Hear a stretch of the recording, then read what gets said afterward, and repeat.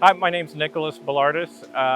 I'm a writer from San Luis Obispo, California, and I'm up here in Ashland and hanging out at this big, beautiful park. And I've been writing some eco horror, so this is a good spot for it to even think about. I even hear weird saws in the background, so strange things are happening here, right here. But I wrote a book called Ten Sleep, and it follows this young woman named Greta, and she's on a cattle drive, and she's with some old friends. Greta is not in a good place in her life. She's been ghosted by her girlfriend. She's gotten away from her dad, who has just passed away, but she had a really bad relationship with him. And she doesn't like where she works, so she's been asked to be on a cattle drive by her old friend Tiller, and come to find out, it's not any kind of cattle drive like you're thinking of. This is the kind of cattle drive where strange creatures pop out. Maybe some prehistoric creatures, maybe some taxidermy that comes to life, maybe a ghost train, maybe just really weird stuff. But Greta is in a place in her life where so many bad things have happened. Maybe she can kind of handle it. Maybe she can't. And that's kind of what the reader has to find out about Ten Sleep. Set in Wyoming country. And yeah, it's the kind of book that a lot of people have been really liking the animals in it. They've been liking Greta's journey. And it's kind of a structured kind of weird too, because it's considered a weird Western. But at the same time, traditional novels, you might just have chronological structure. This is different. We have interstitial chapters, kind of like something straight out of Steinbeck, where you have like the turtle chapter in Steinbeck, but you have the animals of Wyoming, because the animals are kind of at stake too. So Greta's at stake, the animals are at stake, and you get a lot of just cool perspectives and points of views. We're in a golden age of horror. So there's a lot of people writing horror. There's a lot of different kinds of horror.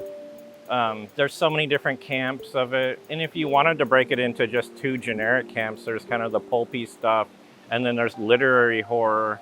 And the literary horror that I write, there's a lot of social commentary in it. We're in a time where a lot of people need to reimagine the history of the American West. And the American West, we think of things like the frontier. Well, the frontier might be a bad word to some people. It might mean removal. It might mean eradication or being erased as a people. And so I personally sometimes work in an ethnic studies program, so I'm very aware of some of these issues of reinterpreting and reimagining the American West.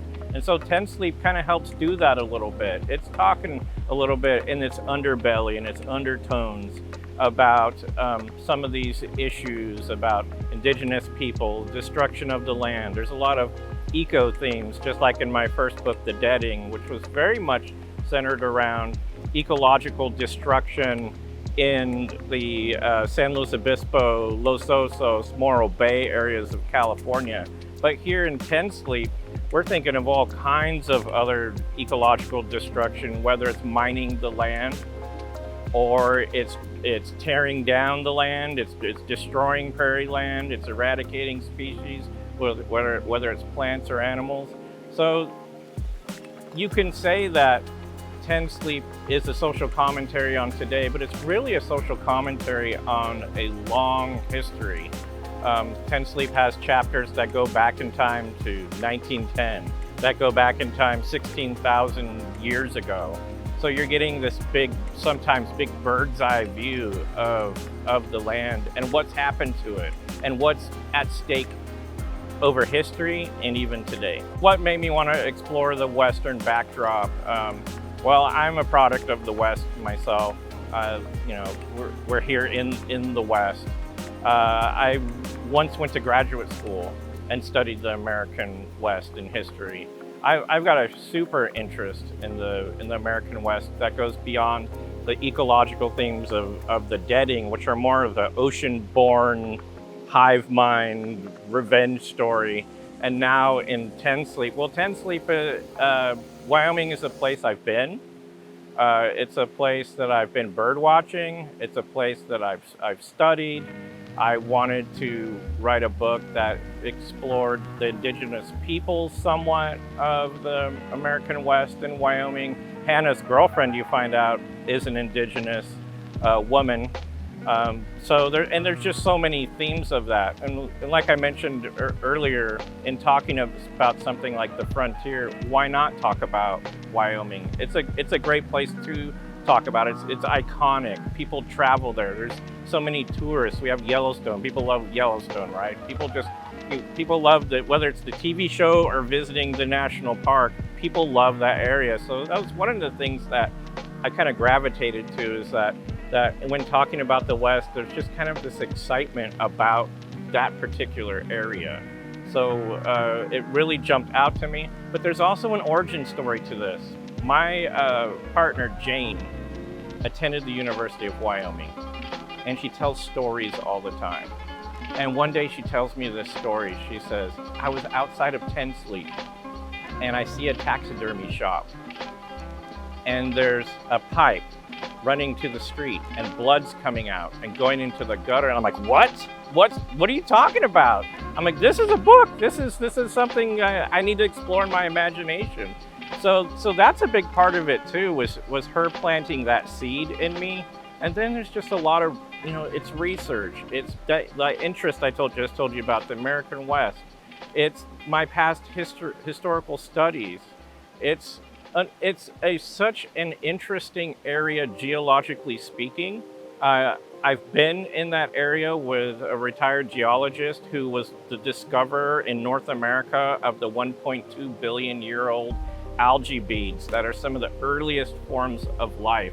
And that's mentioned in the book. It's talked about. The geology is a big part of Ten Sleep and its story, because we have a character named Mother Canyon. That's her name. She's an entity. She is part of the earth. She's part of Wyoming. She has a really long storied history. And of course, I think that when we think of Wyoming too, and we think of today, we think of the political systems in our country. Everybody knows what's happening in our country right now. And there's people take sides. Wyoming is one of those places where interesting ideologies collide. And I think Ten Sleep has those undertones, and it's just kind of the perfect setting for it. So I'm a child of the 1970s. My dad, he's been gone 25 years, but my dad was this Mexican-American cowboy truck driver who carried a gun. I am nothing like my dad, but my dad and I watched so many Westerns, whether they were movies, TV shows. I would always see him reading a Louis L'Amour book. I barely really opened the Louis L'Amour, but I remember all these Westerns. And then of course, my dad's away at work, he's on the road. I'm watching reruns of The Big Valley and Gunsmoke, Bonanza, all that stuff. And of course, Ten Sleep is about reinterpreting the American West, and we know Hollywood gets it all wrong. Hollywood has the West completely backwards. So to pick a favorite Western is really hard for me, and I almost have to go to modern day movies that still might be kind of old, but a movie I never saw with my dad. And the one that comes to mind is 3:10 to Yuma. And if you've seen 3:10 to Yuma, the stakes are high. It's in the Old West. I forget exactly where it's set, but you've got Russell Crowe, you've got Christian Bale, and you've just got this movie that it's an adventure. There's bloodshed. It has all the tropes. It has these kind of reminders. When I watch something like that, I think about my old man. I think about my old Mexican-American dad. And I think about, well, what would he have thought of this movie?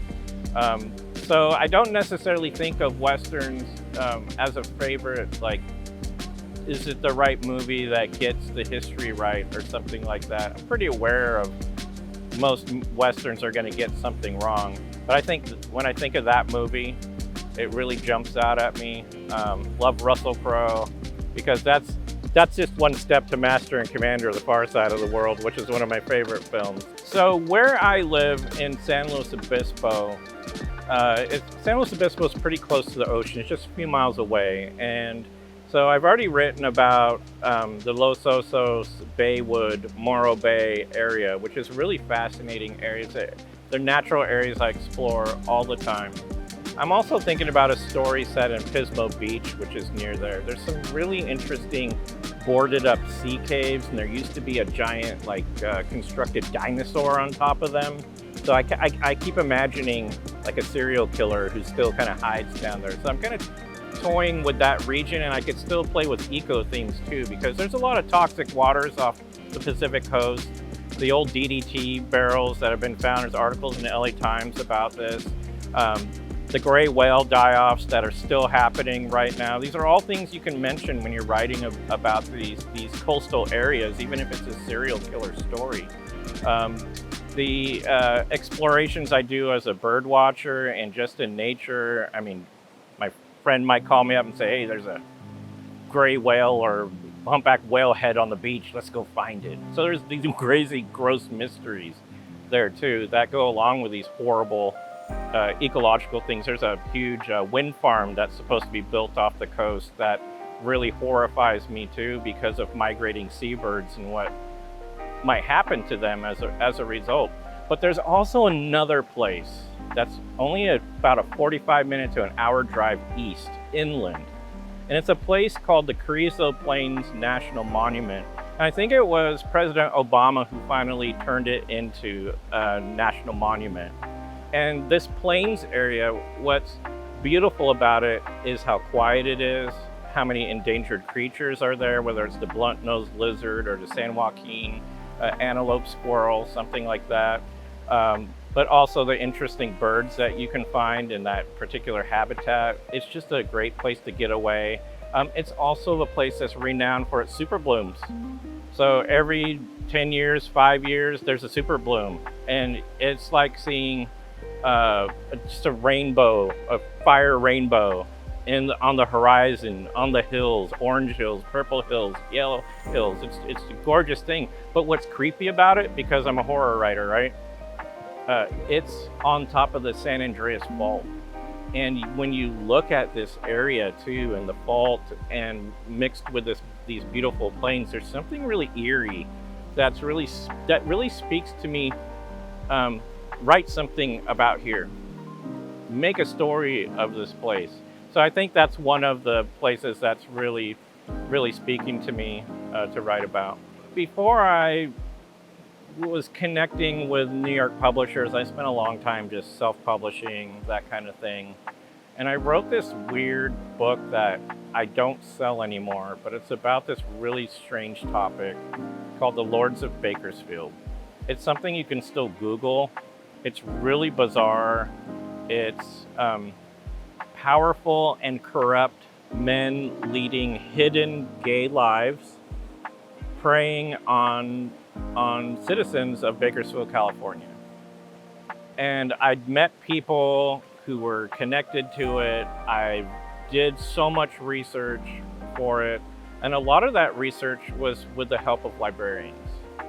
And there was a particular librarian who really helped me to find obscure articles on that topic that were in an old newspaper that was like 100 years old. I think it was like a Rosedale Runner or something like that. And a bunch of related stories to this. And without the help of a librarian, I wouldn't have even written that novel. It's very dark, noir. I don't even know if you can find it anywhere anymore. But my memory banks are pretty full of those times, because one of the interesting things about this library, which is in downtown Bakersfield, California, the Beale Memorial Library, and I'm probably going to get in trouble or get an email or something from this librarian who now works for CSU Bakersfield. I think he's our archivist or something. But he was helping me, but he took me to the place I wasn't supposed to go, which was down into the library, down into the depths of the library. And it's really interesting about Bakersfield is there are rumors of old Chinese tunnels and things like that, old speakeasies. And Bakersfield, California used to have the second largest Chinatown west of the Mississippi, and it had two Chinatowns. And supposedly, the way the stories goes, there's interconnected tunnels and things like that. It's really bizarre. And then this huge earthquake hits Bakersfield in 1952, like a 7.9. If you don't know about it, Google it. It's very interesting. Massive earthquake destroyed a lot of the city. A lot of the history of it got buried because a lot of it happened to underserved communities, and that those areas just weren't covered. So anyways, I went down into the depths of this library, and it felt like going to those places. And I got to see these books that nobody ever gets to see, giant books, ledgers that are as big as a person, right? And just strange books. Just that library experience for me, even as an adult, it made me value what librarians do, the archives they create, the secrets they hold, the secrets that so many people don't even try to find. If you're a writer, you need to make friends with libraries, and you may find a topic for a book or anything by going to a library and talking to people like that who can sneak you into the depths, who can take you to the subterranean places. So yeah, that's a great library memory for me.